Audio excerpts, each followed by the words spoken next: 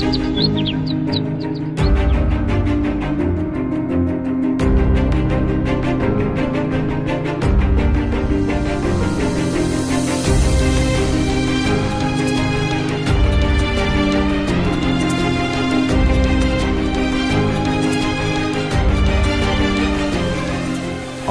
চোখে নীল ছিল নিছকই একজন চাকর।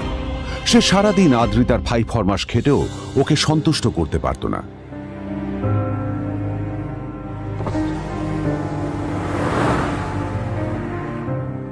এত কিছুর পরেও কেন একজন ধনী বাবা তার মেয়েকে গরিব ছেলের সাথে বিয়ে দিলেন?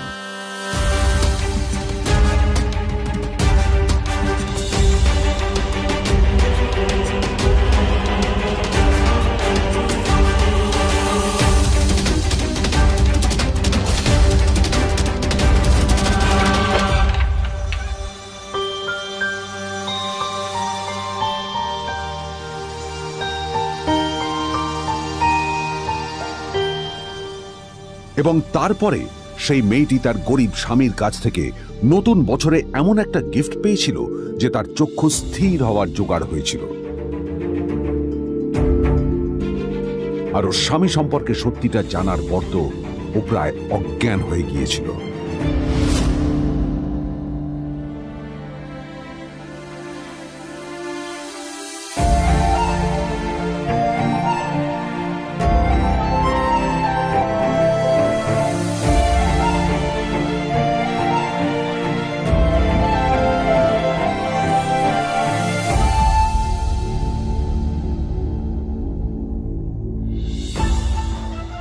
আমার বাবা সবচেয়ে বড় ভুল করেছে তোমার মতো একটা গরিব ছেলের সাথে আমার বিয়ে দিয়ে। আমার সব বন্ধুদের স্বামীরা ওদের কত দামি দামি গিফট দেয়, আর তুমি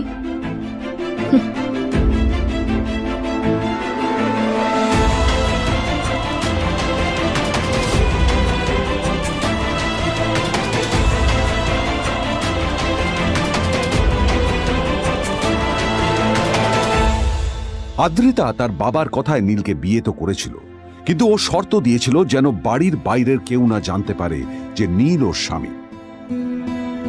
নীল ওই বাড়িতে ঘর জামাইয়ের মতো থাকলেও ও যেন ওখানে একজন চাকর ছিল। সবাই ওকে অপমান করত।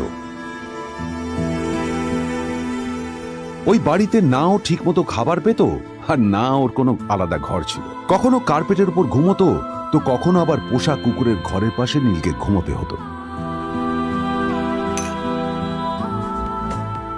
হাত খরচ মেটাতে ও এক জায়গায় ওয়েটারের কাজও করত। আদ্রিতা তার বন্ধুদের বলেছিল যে আদ্রিতা বিদেশে বিয়ে করেছে আর তার স্বামী লন্ডনের একজন খুব বড় বিজনেসম্যান। কিন্তু যখন আদ্রিতার বন্ধুরা ওকে ওদের স্বামীদের দেওয়া দামি দামি গিফটগুলো দেখাতো, তখন লজ্জায় ওর ভিতরটা পুড়ে ছাই হয়ে যেত।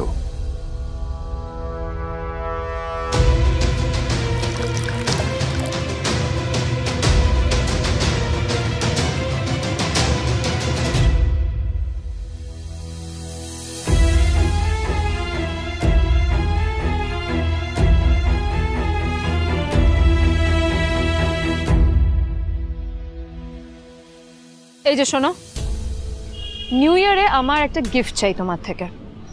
আর গিফট যেন দামি হয়, হ্যাঁ, মানে খুব দামি, কয়েক লাখ টাকা। ওকে? কয়েক লাখ টাকা? কিন্তু অদ্রিতা, এত টাকা আমি একসাথে কখনো দেখিনি। তোমাকে এত দামি গিফট আমি কি করে দেব? এটা তো তোমার বিয়ে করার আগে ভাবা উচিত ছিল। একজন পুরুষ মানুষ হয়ে নিজের স্ত্রীর এইটুকু ইচ্ছা তুমি পূরণ করতে পারবে না? স্ত্রীর এই কথাগুলো নীলকে আহত করে। নিঃশব্দে ওখান থেকে চলে যায় নীল।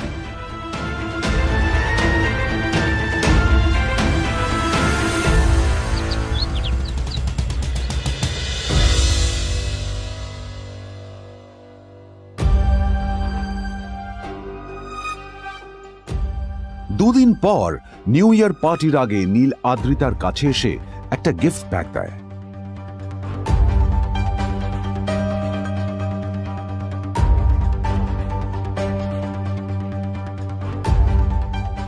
আদ্রিতা মুখ বেজার করে বাক্সটা খুলল, তবে তারপর বাক্সের ভেতরে গিফটটা দেখতেই ও চমকে গেল।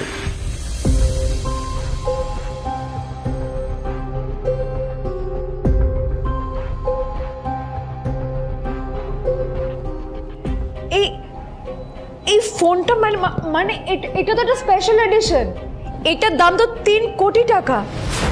তুমি এটা পেলে কোথা থেকে? আসলে আসলে এটা অরিজিনাল নয়। আমি ওই ফোনটারই একটা কপি এনেছি।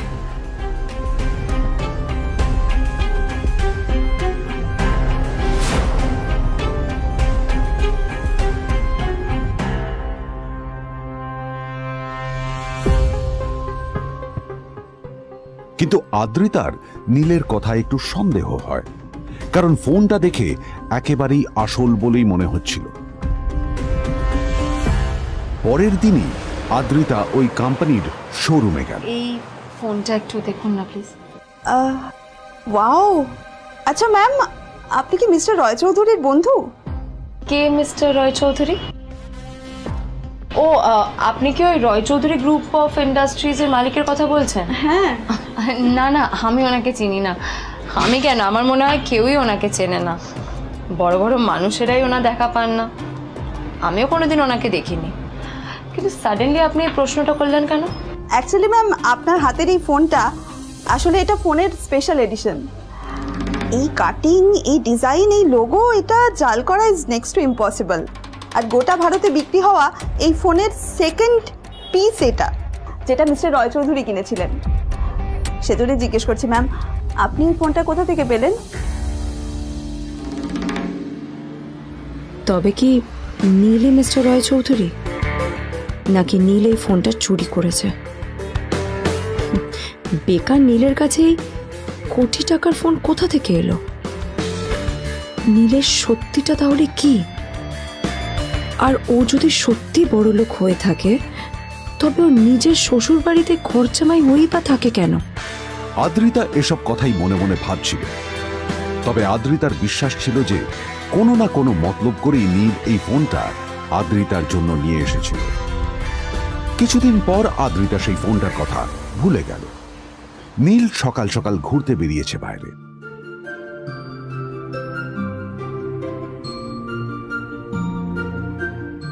কটা বাজে রে? আমার খুব লেট হয়ে গেছে, বুঝলি? তোরা খেল, ঠিক আছে? তোরা খেল, আমি আসছি।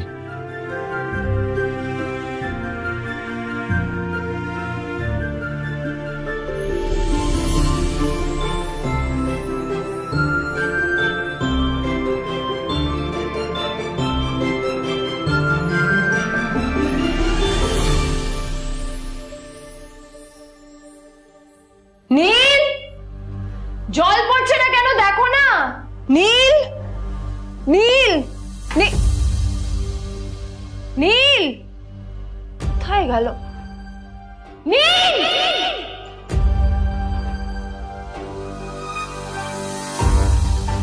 নীল, নীলকে ডাকছে কেন বলতো? ওইদিকে বাড়িতে আদ্রিতা আর চিত্রা আশ্চর্য হয়ে গেল যে নীল হঠাৎ কোথায় উধাও হয়ে গেল। মা তোমাকে কিছু বলে গেছে নীল? হ্যাঁ, কোথায় গেছে ও? না, আমি ওর কোনো খোঁজ খবর রাখি না। আমার একটা কথা মনে হচ্ছে, ওকে না এবার একটু শীতে করতে হবে। একটা কাজে যদি আসতো ছেলেটা, যখনই কোনো কাজের কথা বলি ভ্যানিশ হয়ে যায়। আমি ওকে বলেছিলাম আর&বি গোল্ডেন ডায়মন্ড থেকে আমার সেটটা নিয়ে আসতে, আনেনি। আনেনি। আজকেও ভালো ওকে অফিসে নিয়ে যাব, ভ্যানিশ হয়ে গেল। কোথায় গেল কে জানে। আমার ভাগ্যেই জুটেছে এরকম একটা ছেলে। এই যে তুমি তুমি কেন বিয়েটা দিয়েছিলে আমাকে? এটা আবার কি বলছিস? আমার কি দোষ? দেখ, ওই অসভ্য ছেলেটার সাথে বিয়ে দিতে চাইনি। যা করেছে তোর বাবা করেছে, এটা আমার কোনো দোষ। তখনই হঠাৎ নীল সেখানে এসে উপস্থিত হলো, কিন্তু ও দুজনকে উপেক্ষা করে ভিতরে চলে যাওয়াই শ্রেয় মনে করল। এই যে লাট সাহেব ফিরলেন রাজকার্য করে। এদিকে এসো, তোমার ফাঁকিবাজির আলোচনাই এখানে চলছে। মা এসো। প্লিজ থাক, মা থাক, ভাল লাগছে না। এমনিতেই অফিসের জন্য আমার লেট হয়ে যাচ্ছে, আর বিজন আমার ওয়েটও করছে। বিজনের নাম শুনেই নীলের মুখটা ফ্যাকাশে হয়ে গেল। আদ্রিতা নীলকে উপেক্ষা করেই বলল, আরে যে এই ছেলেটার মতো আর একটা ফাঁকিবাজ না তুমি পাবে না। তুমি কেন দাঁড়িয়ে আছো? এই যে শোনো শোনো শোনো শোনো, দাঁড়িয়ে আছো কেন? তোমাকে আমি বলেছিলাম আর&বি গোল্ড ডায়মন্ড থেকে আমার সেটটা তুলেছো, তোলোনি তো। এইটা চাই না আমার। তুমি আমার সাথে অফিসে যাবে, ফেরার পথে তুমি সেটটা নিয়ে আসবে। তোমার জন্য সবসময় লেট হয় অফিসে, তোমার জন্য বিরক্ত লাগে। আর ব্যাগটা নিয়ে ওর পেছন পেছন কোথায় যাচ্ছ? যা দিয়ে ওখানে রেখে এসো। নীল চিত্রার সাথে মাঝে মাঝে ঝগড়া করলেও তার স্ত্রী আদ্রিতার সাথে ও কখনো ঝগড়া করত না। সত্য সব অপদার্থ।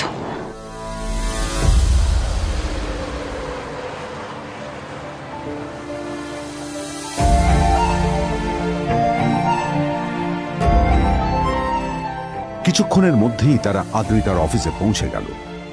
আদ্রিতা গাড়ি থেকে নামতে নামতে দেখলো যে তার কাছে অনেকগুলো ফাইল আছে। নীলের দিকে তাকিয়ে ওকেই ফাইলগুলো নিয়ে ভেতরে আসতে বলল। চলো, হা করে দাঁড়িয়ে আছো কেন? ফাইলগুলো নিয়ে ভেতরে এসো।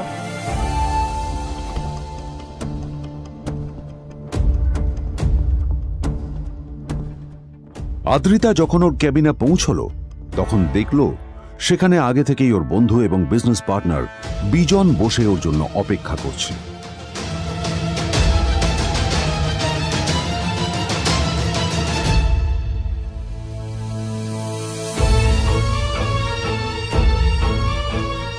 কোথায় ছিলে বলো তো?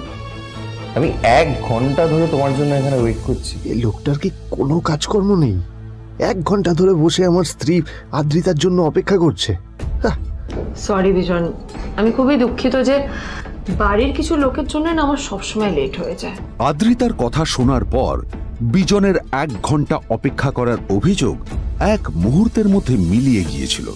কি হলো, হাসছো কেন? লটারি পেলে নাকি? লটারি? হ্যাঁ, তুমি আসা মানে আমার কাছে লটারির থেকেও বেশি দাম। তবে তার থেকে কিঞ্চিত কম দামি একটা গিফট আমি তোমার জন্য এনেছি।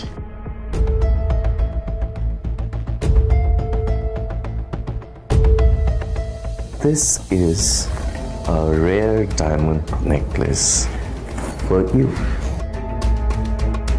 এটা আমার জন্য? সত্যি? এই শহরে এটা খুঁজে পাওয়া খুব বিরল। Just like you. Like it? Thank you. You're welcome. Thank you for the gift. আসি তাহলে এখন।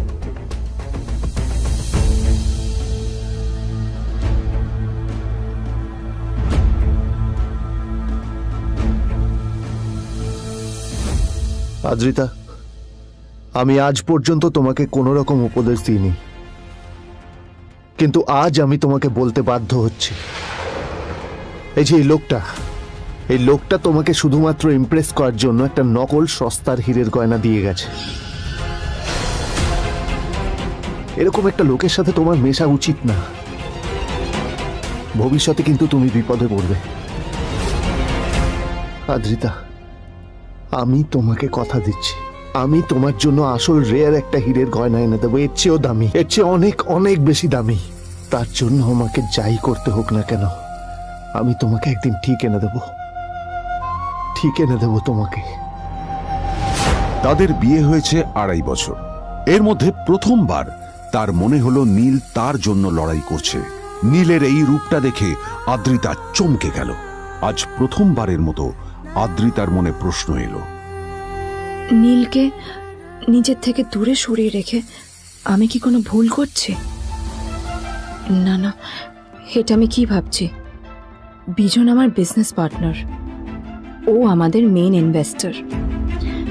নীলের এই অ্যাকশনের কারণে বিজন আমার কোম্পানি থেকে ব্যাক আউট করে গেলে কি হবে? না না না না না, নীলের জন্য আমি আমার এত বছরের পরিশ্রমকে জলে দিতে পারি না। আমার নীলকে নয়, আমার বিজনকে প্রয়োজন। এইসব ভাবতে ভাবতে আদ্রিতার নীলের ওপর রাগ হতে শুরু করে। আদ্রিতার রাগ তখন চরমে উঠে যায়। আজ প্রথমবার নীল আদ্রিতার সাথে খারাপ ব্যবহার করেছে। How dare you! তোমার এত বড় সাহস! হ্যাঁ, তোমাকে কে অধিকার দেয় বলো তো যে তুমি আমারই অফিসে দাঁড়িয়ে আমাকেই এতগুলো উল্টোপাল্টা কথা তুমি শোনালে? তোমাকে এখানে আনাই আমার ভুল হয়েছে, সবচেয়ে বড় ভুল হয়েছে। এবার চুপচাপ এখান থেকে বেরিয়ে যাও, right now. Get out! Neel আদ্রিতার এই কথার কোনো উত্তর দিল না। নীল জানতো যে ও যতই কথা বাড়াবে আদ্রিতা ততই বেশি রেগে যাবে। আদ্রিতা যেন তেন ভাবে নিজের রাগ চেপে ব্যাপারটা ওখানেই শেষ করার চেষ্টা করলো, কিন্তু ও তো জানতো না যে ব্যাপারটা তখন সবে শুরু হয়েছে। কি হলো, শুনতে পাচ্ছিস না? কালা নাকি? আমারই সামনে দাঁড়িয়ে আমার কেনা গিফট নিয়ে তুই মজা করলি? কত বড় সাহস রে তোর! নিজেকে তো বিক্রি করে দিলে ওরকম একটা ডায়মন্ড নেকলেস তুই কিনতে পারবি না। তোর এই গরিবের পারফিউম, সস্তা শার্ট, পায়ে একটা ফাটা চপ্পল নিয়ে নিজেকে বড় হিরো মনে করছিস? তোর নিজের কত দাম সেটা তোর নিজের জানা উচিত। Zero, big zero. সালা খরচা মাই চল।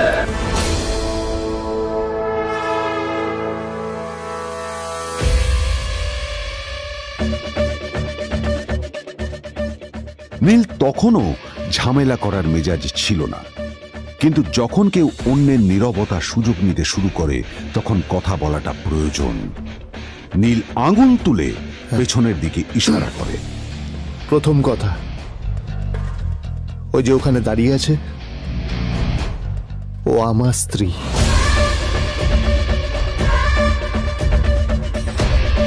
তাই আমার স্ত্রীকে তোমার নেকলেস দেওয়ার কোনো অধিকার নেই।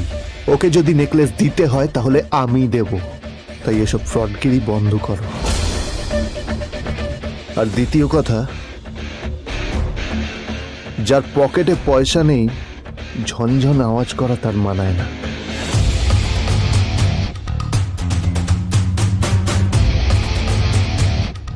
নীল বিজনকে তার সোয়াগ দেখিয়ে বেরিয়ে গেল।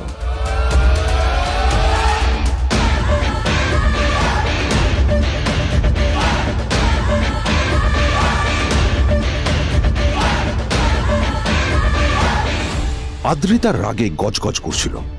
ওর জ্বলন্ত চোখের সামনে শুধু নীলের মুখটা ভেসে উঠছিল। ও যতই নীলের কথা ভাবছিল ততই ওর রাগ বেড়ে যাচ্ছিল। গত কয়েক মাস ধরে আদ্রিতার কোম্পানির অবস্থা একেবারেই ভালো ছিল না। আদ্রিতা তা সামলানোর আপ্রাণ চেষ্টা করছিল। কি যে করবেও সেইটাই বুঝে উঠতে পারছিল না। তারপর বিজনের সাথে ওর দেখা হলো, আর তখনই বিজনের সাথে ওর বন্ধুত্ব হলো। বিজন একটা খুব বড় পরিবারের সদস্য। আজ বিজন শুধুমাত্র আদ্রিতার কোম্পানির একজন বিজনেস পার্টনারই নয়, সাথে বড় ইনভেস্টরও। আর শুধুমাত্র বিজনের কারণেই আদ্রিতার কোম্পানি এখনো চলছে। এই কোম্পানির সমস্ত লস বিজনই বহন করে এবং আদ্রিতারও ওকে তাই খুব প্রয়োজন। বিজনের সাথে বন্ধুত্ব করা আদ্রিতার পক্ষে সহজ কাজ ছিল না। অনেক কাঠখড় পুড়িয়ে আদ্রিতা ওর কাছাকাছি এসেছিল। সবকিছু ঠিকঠাকই চলছিল, সবকিছুই আদ্রিতার প্ল্যান অনুযায়ী হচ্ছিল, কিন্তু নীল আজ এসে সবকিছু নষ্ট করে দিল। জাস্ট কি দরকার ছিল বুঝতে পারছি না। কি দরকার ছিল নীলের বিজনকে এতগুলো কথা শোনানোর? এবার বিজন আমাকে টাকা দেবে কিনা সেটাও জানি না। আমার কোম্পানিতে ইনভেস্ট করতে চাইবে কিনা সেটাও বুঝতে পারছি না। কি করব?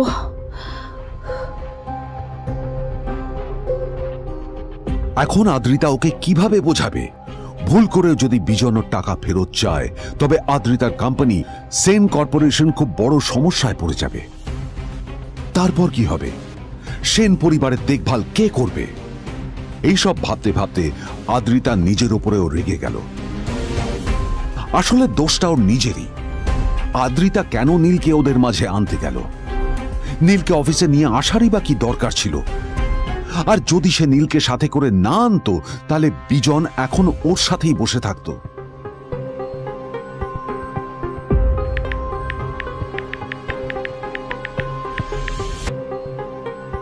প্যামেলা, আমি মিটিংয়ে বেরোবো, আমার চেঞ্জটা একটু নিয়ে এসো প্লিজ। Thank you. আর অন্যদিকে সেন কর্পোরেশনের অফিস থেকে বেরিয়ে নীলের খুব ফুরফুরে লাগছিল। তখনই হঠাৎ ওর ফোনটা বেজে উঠল। ফোনটা ছিল মিস্টার রায় চৌধুরীর। তিনি ছিলেন শহরের সব থেকে বড় বিজনেসম্যান।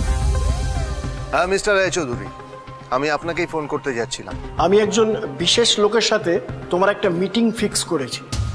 ওর অ্যাড্রেস আমি তোমাকে টেক্সট করে দিয়েছি। আমি চাই তুমি ওই লোকটার সাথে মিট করো। ঠিক আছে, আমি যে কোনো কারোর সাথে দেখা করতে পারি, কিন্তু তার জন্য আপনাকে আমার দুটো শর্ত মানতে হবে। প্রথমটা, আমার জন্য একটা রেয়ার হীরের নেকলেস আপনাকে জোগাড় করে আনতে হবে। আর দ্বিতীয়টা, আমি আপনাকে টেক্সট করছি, এটাও কিন্তু একই রকম জরুরি। এই দুটো কাজ আপনাকে যত তাড়াতাড়ি সম্ভব করে ফেলতে হবে আমার জন্য, ঠিক আছে? তোমার অ্যাকাউন্টে কিছু টাকা পাঠিয়েছি। কিছু জামা কাপড় কেনো, যাতে তুমি ভদ্র সমাজে আসার যোগ্য হও আর তোমাকে আমি স্বামীর পরিচয় দিতে লজ্জা না পাই। তোমার কারণে আমার পরিবার লজ্জা পাবে, আমি সেটা চাই না। যখনই দেখি তখনই তুমি ভিখিরির মতো ছেঁড়া ফাটা জামা কাপড় পরে থাকো। আসলে আদ্রিতার বাড়িতে আজ ফ্যামিলি ডিনার পার্টি ছিল, আর শেষবার নীলের জন্য ওকে অনেক ঝামেলা পোহাতে হয়েছিল। মেসেজ পড়ে নীল ফোনটা নিজের পকেটে রেখে রাস্তার ধারে গিয়ে একটা ট্যাক্সি থামানোর জন্য হাত বাড়িয়ে দিল। নীল ট্যাক্সি ধরে গোল্ডেন সিটি অ্যাভিনিউর দিকে বেরিয়ে পড়ল। গোল্ডেন সিটি অ্যাভিনিউ শুধু কলকাতারই নয়, এটা ছিল সারা পশ্চিমবঙ্গের সবচেয়ে বিলাসবহুল সোসাইটিগুলোর মধ্যে একটা। আসলে এই সেই জায়গা যেখানে মিস্টার রায়চৌধুরী আজ তার জন্য গোপন মিটিং ফিক্স করেছিলেন। কিন্তু নীল কার সাথে দেখা করতে যাচ্ছে এ সম্পর্কে ওর কোনো ধারণাই ছিল না। যখন নীল সেখানে পৌঁছলো, পুলভিলার বাগানে বসে থাকা লোকটিকে দেখে রাগে নীলের রক্ত ফুটতে শুরু করলো। নীল ওখানে না দাঁড়িয়ে বেরিয়ে গেল। তখনই হঠাৎ একটা মেসেজ এলো। আসলে আজ আদ্রিতার ফ্যামিলি গ্যাদারিং এ যাওয়ার আগে নীলকে ওর হাই স্কুলের রিইউনিয়নেও যেতে হতো। গ্র্যাজুয়েশনের পর এত বছরে এই প্রথম নীল তার কোন কলেজ বা স্কুলের রিইউনিয়নে যাচ্ছে।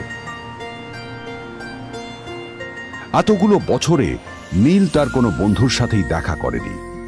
নীলের তার পুরনো সহপাঠীদের কথা মনে পড়তে লাগলো, যাদের সাথে ও স্কুলে মজা করত। আজ আবার ওদের সকলের সাথে নীলের দেখা হবে।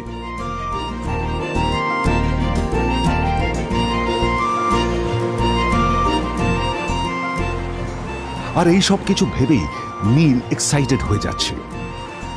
আসলে সোহিনীকে নীল তার স্কুল টাইমে পছন্দ করত।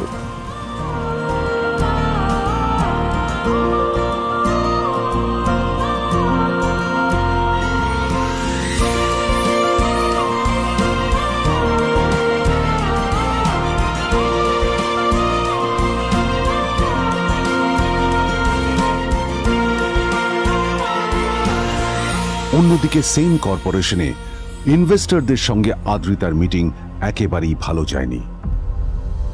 তাকে দেখে বেশ গম্ভীর মনে হচ্ছিল।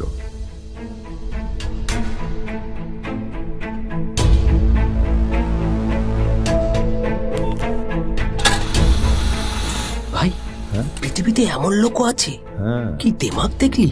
হ্যাঁ, কাজকর্ম তো কিছু করার নেই, আর কিছু করেও না। হ্যাঁ, শুধু চলে এসছে আমাদের ম্যাডামকে রাখাতে। এই 1 বছরে না কিচ্ছু বদলায়নি। আরে আমি তো ভেবেছিলাম যে এর সাথে ম্যাডামের আর কোনো সম্পর্কই নেই, কিন্তু না, এখন যা দেখছি উল্টে ম্যাডামের মাথায় উঠে নাচছে। আমার মাঝে মাঝে মনে হয় এদের দুজনের বিয়ে কিভাবে হলো। আর বিয়ে তো অনেক পরের কথা, 2 বছর হয়ে গেল এদের এখনো ডিভোর্স হলো না। হ্যাঁ, আমার তো ভাবলে কিরকম অবাক যা লাগছে। বলেছিস।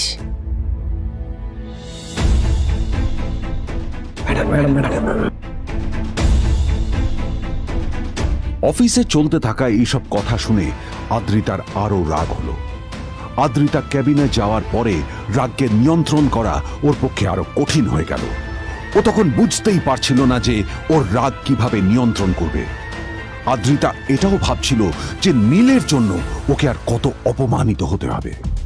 এসব ভাবতে ভাবতেই আদ্রিতার চোখ গেল ওর বাবার ছবিটার দিকে।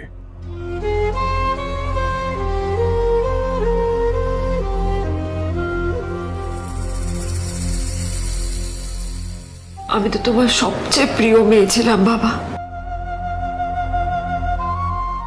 তাই তাই আমি সবসময় ভেবেছি যে তুমি আমার জন্য যাকে সিলেক্ট করবে সে সব থেকে শ্রেষ্ঠ হবে। তাই আমি নিজে থেকে কখনো কোনো রিলেশনশিপে যাইনি, আর তোমার কাছে বিয়ের কোনো শর্তও রাখিনি। কিন্তু কিন্তু তুমি না আমার সাথে কি করলে? এই গাধাটার সাথে আমাকে বিয়ে দিলে। আমার জীবনটা নষ্ট হয়ে গেল, শেষ হয়ে গেল।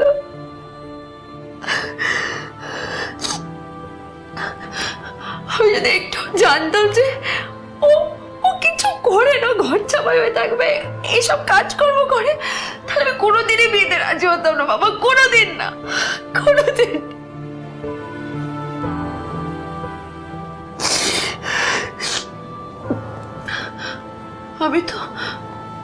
আমি তো সবসময় ভাবতাম যে বাবা মারা তাদের সন্তানের ভালো চায়, কল্যাণ চায়, তাদের জন্য চিন্তা করে, কিন্তু কিন্তু বাবা, তুমি আমার জন্য একটু চিন্তা করোনি। তুমি শুধু তোমার শেষ কর্তব্যটুকু করতে চেয়েছিলে, শেষ ইচ্ছাটুকু রাখতে চেয়েছিলে, ব্যাস পালন করা হয়ে গেছে। আর আমাদের তুমি ছেড়ে চলে গেলে, তুমি আমাকে ছেড়ে চলে গেলে। অন্যদিকে নীল রিইউনিয়ন পার্টির জন্য হোটেল প্রাইম স্টারের দিকে রওনা হলো। হোটেল প্রাইম স্টার ছিল শহরের সবচেয়ে দামি হোটেল। ওখানে শহরের সব বড় লোকেরা যাতায়াত করত। নীল যখনই তার পুরনো বাইকটা নিয়ে ওখানে পৌঁছলো, ওর পুরনো জামা কাপড়, পুরনো বাইক আর ওর পায়ে ছেঁড়া চপ্পল দেখে সিকিউরিটি গার্ড ওকে গেটের বাইরেই আটকে দিল। থাম থাম, এই কোথায় যাচ্ছিস শালা ভিখিরি? না না দাদা, আপনি আমাকে ভুল বুঝছেন। আসলে আমাকে ইনভাইট করা হয়েছে, আমি এই হোটেলেই এসেছি। শালা মিথ্যে কথা বলার জায়গা পাস না? হ্যাঁ, মিথ্যে কথা বলার আগে নিজের চেহারাটা তো দেখতিস। এটা একটা প্রাইম হোটেল, বুঝেছিস? এখানে সব শহরের বড় বড় লোকেরা তাদের বড় বড় গাড়ি নিয়ে আসে। শালা তোর মতো একটা ভিখিরি একটা ফ্যাট প্যাটে আওয়াজ বের করা বাইক নিয়ে চলে এসেছিস, আর আমি তোকে ঢুকতে দেবো না? দাদা, আমাকে ইনভাইট করা হয়েছে। আমাকে শুনুন, শুনুন, চল আমাকে একবার ঢুকতে দিন আমাকে। নীল পড়ে যেতেই একটা দামি গাড়ি ওখানে এসে দাঁড়ালো। এই গাড়িটি আর অন্য কারো নয়, হোটেল প্রাইমের মালিক মিস্টার খান্নার ছিল। কি হচ্ছে কি এটা? হোটেলের গেটের সামনে এসব এসব ক্যাশ চলছে এখানে। হোটেলের বদনাম হবে না এতে? স্যার দেখুন না, এই যে ভিখিরিটা হোটেলে ঢুকতে যাচ্ছে, আমি বারণ করছি, শুনছে না স্যার? শালা, আপনি কি করতে আছেন? কে কি হচ্ছে দেখি দেখি কে? মিস্টার খান্না তার চশমা খুলে নীলের দিকে দেখলেন, আর ওনার মুখটা হাঁ হয়ে গেল।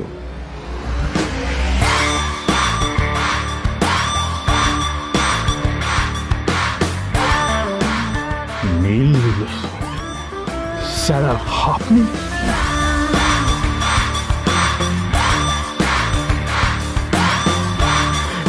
Extremely sorry sir. Sir sir, আপনি একটা ইনফর্ম করেননি কেন আমাকে? আপনি আসবেন জানলে তো আমি নিজে রিসিভ করতে আসতাম আপনাকে। ঠিক আছে, আপনি ব্যস্ত হবেন না প্লিজ। জানোইনি কে? নিজের বসকে এভাবে একজন ভিখারিকে হাতে পায়ে ধরতে দেখে গার্ডটিও অবাক হয়ে গেল। আরে sir, sorry sir, extremely sorry, আপনি আমার সঙ্গে আসুন। সরি স্যার, সরি, ভুল হয়ে গেছে স্যার। সালাম স্যার। নীল কি তবে সত্যিই একজন খুব বড়লোক কেউ? জানতে পকেট এফএম এর এই সম্পূর্ণ গল্পটি শুনুন, বস দুনিয়া যার বসে, যেটা ভারতীয়রা সবচেয়ে বেশি শুনছে। বিনামূল্যে গল্প শুনতে নিচের ইনস্টল বাটনে ক্লিক করুন এবং পকেট এফএম ডাউনলোড করুন।